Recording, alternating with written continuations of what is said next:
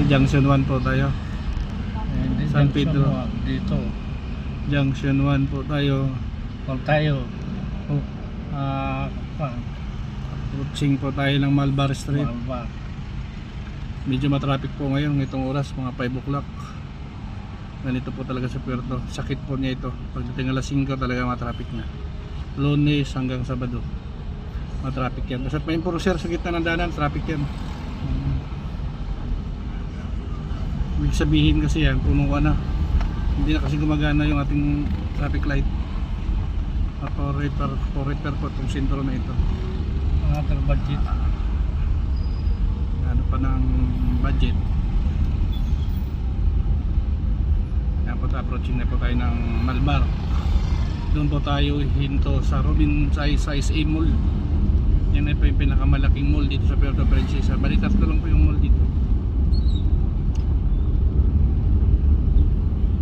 Kaya kung mayayaman, target po talaga nila dito magtayo ng mall dahil marami nang tayo, mahal pa ng bilihin. Tourist spot pa yung area. Sana po talaga yung in ngayon yung Puerto Princesa. Kadami po na napupuntahan lalo po ngayon summer season.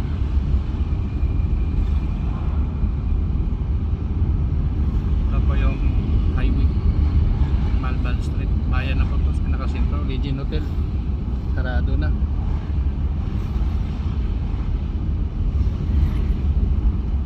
Ito yung provincial hospital natin.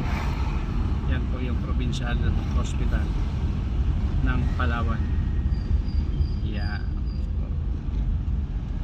ating provincial hospital.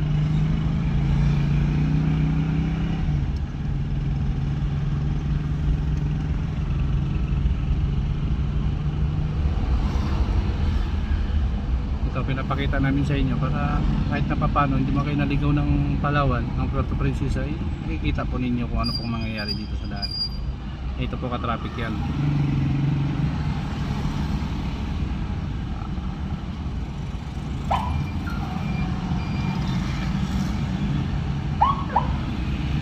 Malbar Street, traffic.